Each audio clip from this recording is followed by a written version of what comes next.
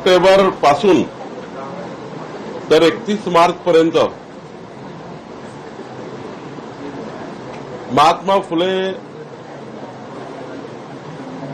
महात्मा ज्योतिराव फुले लोक अदालती आयोजित करण्याचा विचार महसूल विभागाने केला आहे।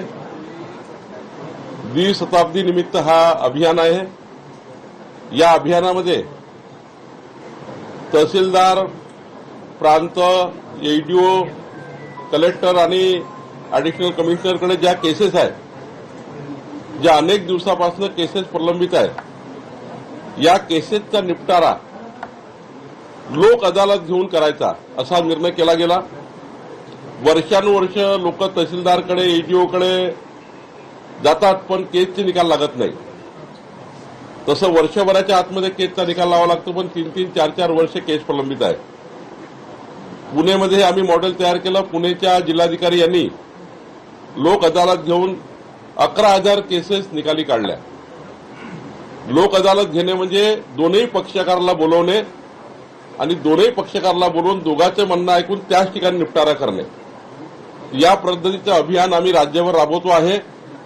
सर्व तहसील कार्यालय, सर्व प्रांत कार्यालय, सर्व कलेक्टर कार्यालय, सर्व कमिशनर कार्यालयामध्ये लोक अदालती होतील आणि ज्या वर्षानुवर्ष केसेस चालू आहेत त्या केसेसचा निपटारा होईल।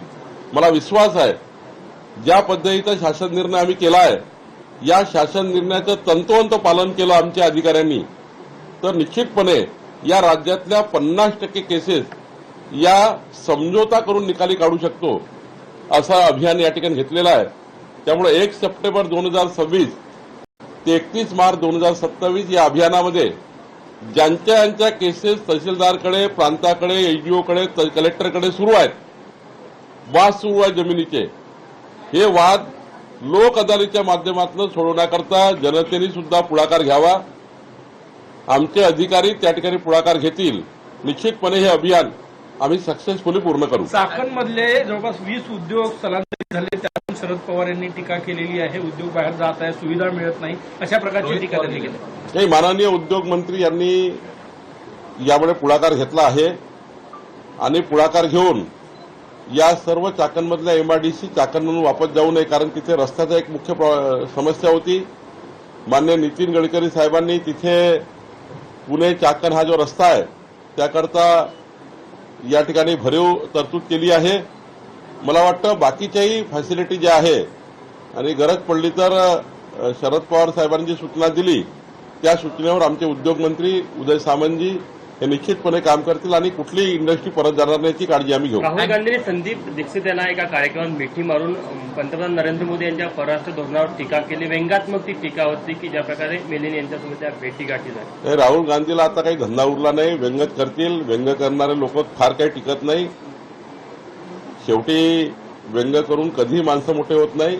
राहुल गांधीकडे आता व्यंग केल्याशिवाय पर्याय नाही। अॅग्रीस्टेकमध्ये 1.5 लाख शेतकऱ्यांची नावं नाही आहे, ती नावं येण्यासंदर्भात काय प्रयत्न होणार? काल मी जमाबंदी आयुक्ताकडे स्वतः गेलो होतो, त्या ठिकाणी संपूर्ण आढावा घेतला। राज्यामध्ये 2,31,000 शेतकरी असे ज्यांच्या नावाने 7/12 नाही आहे, जमीन कसतात पण 7/12 नाही। मग ते आदिवासी भागातले शेतकरी आहे, कोकणातले शेतकरी आहे, काही आकारपडची शेतकरी आहे, काही त्या ठिकाणी वेगवेगळ्या कायद्यामध्ये अडकलेले इनाम देवस्थान जमिनीमधले शेतकरी आहेत ज्यांच्या नावाने अजून प्रॉपर्टी कार्ड झाला नाही, 7/12 झाला नाही। या सर्व शेतकऱ्यांना त्यांचा पीक विमा योजना असेल, पीक कर्ज असेल, हे सर्व मिळण्याकरता आम्ही आता पुढाकार घेतो आहे आणि मला विश्वास आहे कालपर्यंत 60,000 आकडा आम्ही पार केला 2,31,000 मधून। आता 1,60,000 लोक राहिले आहेत।